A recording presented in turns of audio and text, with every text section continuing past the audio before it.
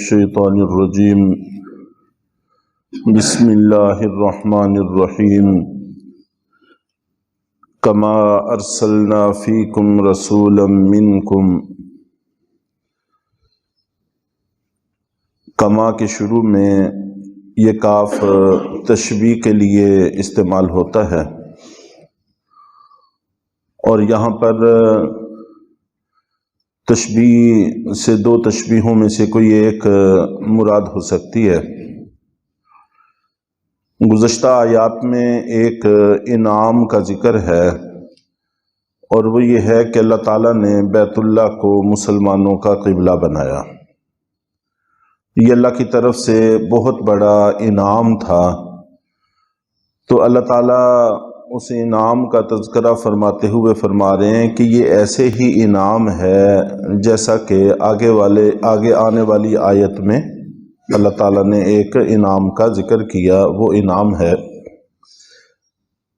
یہ انعام ایسے ہی ہے جیسا کہ ہم نے تمہارے اندر سے ہی ایک رسول بھیجے۔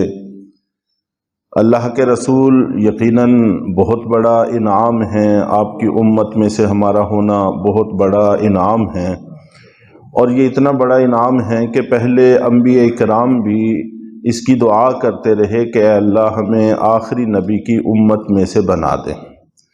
چنانچہ حضرت عیسیٰ علیہ السلام کی یہ دعا قبول بھی کر لی گئی، اور وہ قرب قیامت میں تشریف لائیں گے اور آپ کے امتی ہونے کی حیثیت سے اپنی باقی زندگی پوری فرمائیں گے۔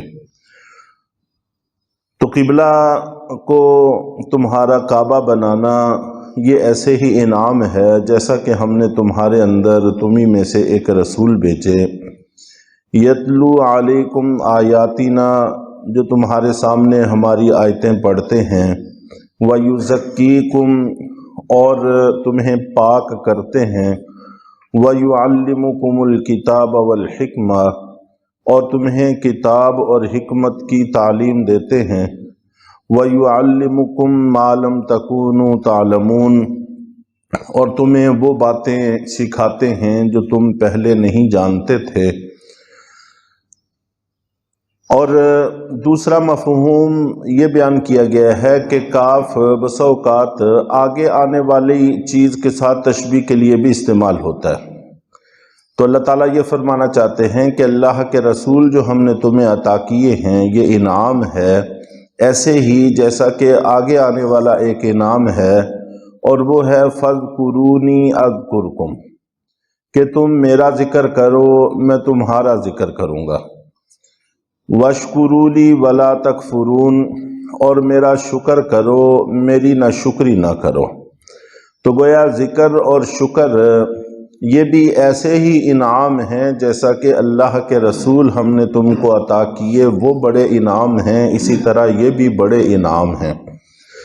تو یوں بھی کہا جا سکتا ہے کہ تینوں انعام ہیں، اور یقیناً تینوں انعام ہیں۔ کعبہ کا ہمارے لیے بیت اللہ کا کعبہ بن جانا یہ بھی انعام، اللہ کے رسول کا ہمیں عطا ہو جانا یہ بھی انعام، اور ذکر و شکر کی توفیق مل جانا یہ بھی انعام۔ فَاذْكُرُونِی کے اندر اللہ تعالیٰ نے ہمیں ذکر کا حکم دیا ہے، اور اس کے صلے میں خود ذکر کرنے کا تذکرہ فرمایا ہے۔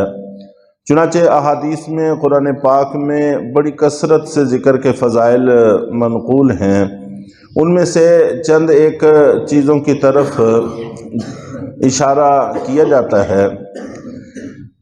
حضرت ابو عثمان رحمۃ اللہ علیہ وہ بیان فرماتے ہیں کہ ذکر سے مراد اصل میں اطاعت ہے، اور اطاعت کا معنی یہ ہے کہ جو حکم جس وقت ہماری طرف متوجہ ہے اس حکم کو پورا کرنے کی طرف انسان کا میلان ہو، بس یہ ذکر ہے۔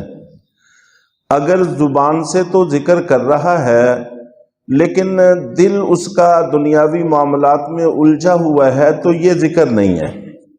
چنانچہ مولانا جلال الدین رومی رحمۃ اللہ علیہ نے مثنوی شریف کے اندر بھی اسی کا ذکر کیا ہے کہ تم زبان سے اللہ کا ذکر کر رہے ہو اور تمہارا دل گائے بھینس بکری دنیا کی چیزوں میں الجھا ہوا ہے، تو یہ ذکر نہیں ہے، یہ غفلت ہے۔ تو ذکر یہ ہے کہ انسان کو اللہ یاد ہو جائیں اور انسان کا دل دماغ اللہ کی طرف متوجہ رہنے لگے، اصل ذکر یہی ہے۔ اور اس کی تفسیر طاعات سے کی ہے کہ احکام کو، حلال حرام کو پورا کرنا۔ اور حضرت ابو عثمان یہی، ان سے ایک دفعہ کسی نے بطور شکایت کے یہ بات ذکر کی کہ بس اوقات ایسا ہوتا ہے کہ ہماری زبان تو اللہ کا ذکر کر رہی ہوتی ہے لیکن ہمارا دل غافل ہوتا ہے۔ تو اس کے جواب میں انہوں نے ارشاد فرمایا کہ اس پر بھی اللہ کا شکر ادا کرنا چاہیے کہ اللہ نے جسم کے ایک عضو کو تو نیکی کے کام میں لگایا ہوا ہے۔ یعنی زبان سے ذکر کرنے کو بالکل فضول کہنا، اس کی گنجائش نہیں ہے۔ اور ایسا ہی ہوتا ہے کہ جب انسان زبان سے ذکر کرنے لگ جاتا ہے تو رفتہ رفتہ دل تک پہنچ جاتا ہے، پھر دل بھی انسان کا متوجہ ہو جاتا ہے۔ اور جس چیز کا انسان جتنا زیادہ تذکرہ کرتا ہے اتنا ہی دل اس کی طرف جلدی متوجہ ہو جاتا ہے۔ بلکہ بزرگ تو یہ کہتے ہیں کہ جب ہم 100 دفعہ زبان سے اللہ کہتے ہیں تب 1 دفعہ دل اللہ کہتا ہے۔ تو زبان سے کہنا یہی دل کے متوجہ ہونے کا سبب اور ذریعہ بھی ہے، اور جتنا ہو رہا ہے یہ بھی غنیمت ہے۔ اس کو فضول جاننا مقصود نہیں ہے، مقصود یہ ہے کہ جو اصل منزل ہے اس طرف انسان رواں دواں ہونے کی کوشش کرے، صرف زبان سے ذکر پر قناعت کر کے نہ بیٹھ جائے، مقصد صرف اتنا ہے۔ اور اسی طرح حضرت معاذ رضی اللہ تعالی عنہ نقل کرتے ہیں کہ اللہ کے عذاب سے بچانے کے اعتبار سے ذکر سے مفید کوئی چیز نہیں ہے۔ سب سے زیادہ فائدہ مند، سب سے زیادہ مفید اللہ کے عذاب سے بچانے میں وہ اللہ کا ذکر ہے، اس لیے دل ہر وقت ذکر کی طرف متوجہ رہنے چاہیے۔ قرطبی شریف میں حضرت ابو عثمان نہدی رحمۃ اللہ علیہ نے نقل کیا ہے، وہ فرماتے ہیں کہ مجھے پتہ چل جاتا ہے کہ جس وقت اللہ میرا تذکرہ کر رہے ہوتے ہیں۔ لوگوں نے پوچھا کہ آپ کو کیسے پتہ چلتا ہے؟ تو فرمانے لگے کہ قرآن پاک کا وعدہ ہے کہ جب تم ذکر کرو گے تو پھر میں بھی تمہارا ذکر کروں گا۔ چنانچہ جب میں اللہ کا تذکرہ کر رہا ہوتا ہوں تو صاف واضح بات ہے کہ اللہ بھی میرا تذکرہ کر رہے ہیں، اور ہمارا تذکرہ، اللہ کا ذکر، اللہ کو یاد کرنا، اللہ کی اطاعت اور فرما برداری کرنا ہے، اور اللہ کا تذکرہ مغفرت کرنا، عطا کرنا، بخشش کرنا یہ ہے۔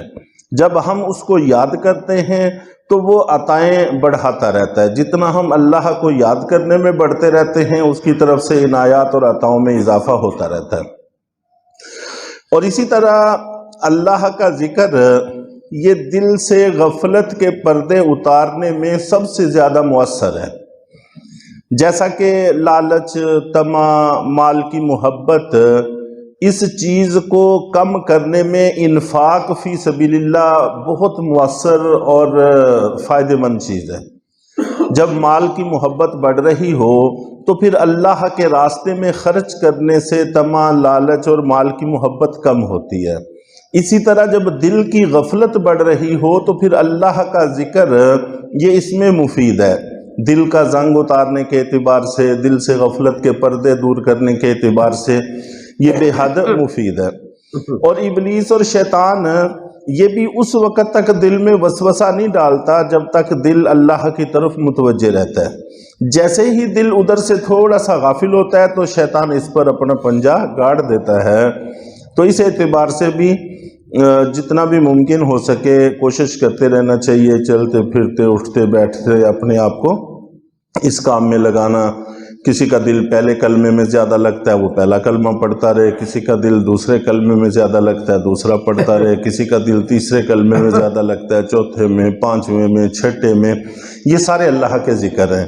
اسی طرح درود شریف ہے، قرآن پاک کی تلاوت ہے، قرآن پاک کی کوئی آیت ہے، اور جس چیز میں بھی زیادہ دل لگتا ہے اس میں اللہ تعالیٰ کے ناموں میں سے کوئی نام ہے جس میں بھی اللہ دل زیادہ لگتا ہے بس اس کو پڑھتے رہنا چاہیے، اور بدل بدل کے بھی پڑھنے میں پڑھتے رہنا چاہیے.